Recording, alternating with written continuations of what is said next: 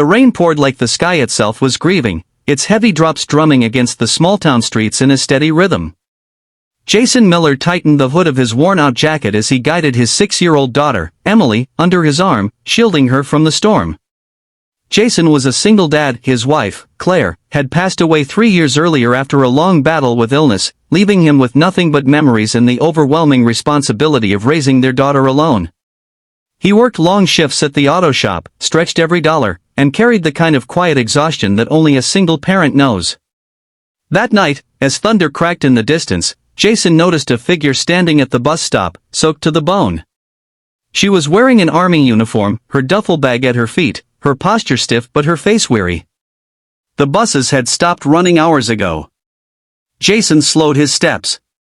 Something about the way she stood there alone, drenched, waiting for something that wasn't coming, pulled at his heart. "Daddy," Emily tugged at his sleeve. She looked sad. Jason hesitated for a moment, then walked toward her.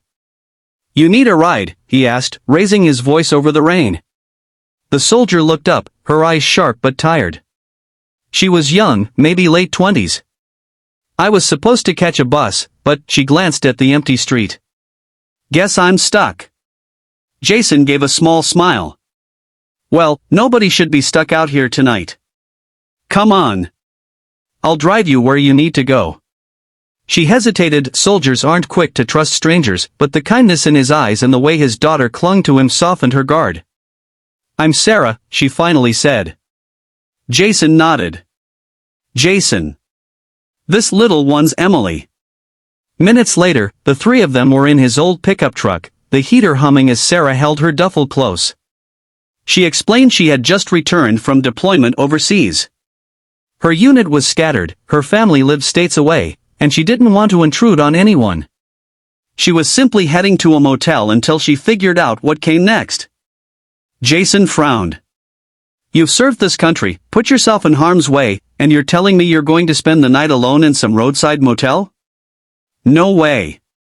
You'll stay with us tonight. My house isn't much, but it's warm, and Emily will talk your ear off." Emily grinned at Sarah, already deciding she liked the soldier.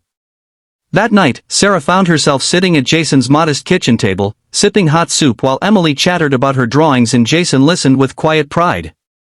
For the first time in a long time, Sarah felt something she hadn't expected: peace. The days that followed unfolded like a gift neither of them had planned for. Sarah ended up staying longer than just one night. She helped Jason with Emily, taught her how to braid friendship bracelets, and even fixed a leaky faucet in the kitchen. Jason, in return, found himself opening up in ways he hadn't in years. He told her about Claire, about the struggle of raising Emily alone, about how he sometimes felt like he was failing. Sarah shared her own scars, memories of combat, friends she had lost, and the silence she returned to when she came home. She admitted she wasn't sure who she was anymore outside of the army. And so, two broken souls, one a grieving widower, the other a weary soldier, found comfort in each other's company. But challenges came quickly, as they always do. Sarah struggled with nightmares that jolted her awake at night, sweat running down her face. Emily once heard her cry out in her sleep and grew frightened. Jason had to gently explain to his daughter that sometimes soldiers carry battles inside long after the war is over. Jason himself wrestled with guilt. Was it too soon to let another woman into Emily's life? Was he betraying Claire's memory by feeling something stir in his heart for Sarah? He would catch himself watching her laugh with Emily, or noticing the way her eyes softened when she looked at him, and then shame would creep in.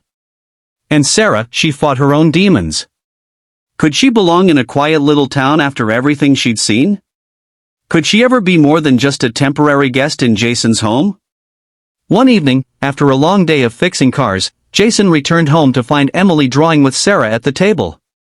Sarah looked up, her smile tired but genuine. In that moment, Jason realized something: life had placed her in their path for a reason. Then came the knock. It was late, the rain once again hammering on the windows, echoing the night Jason had first met her. The knock was firm, unexpected. Sarah's stomach tightened. She opened the door to find a uniformed officer standing there, holding a letter. "Sarah Collins?" he asked. She nodded, heart pounding. The officer handed her the envelope. It was a notice, her redeployment orders. She was being called back. The war she thought she had left behind wasn't finished with her. The room fell silent. Jason's chest tightened. Emily, sensing the heaviness, clutched Sarah's hand. Tears filled Sarah's eyes. I just got here. I just started feeling like maybe I could belong somewhere again. Jason didn't know what to say. He wanted to beg her to stay, to tell her she had already changed his and Emily's lives. But he also knew she had sworn an oath. Her duty wasn't something she could walk away from. The next days were heavy with unspoken words.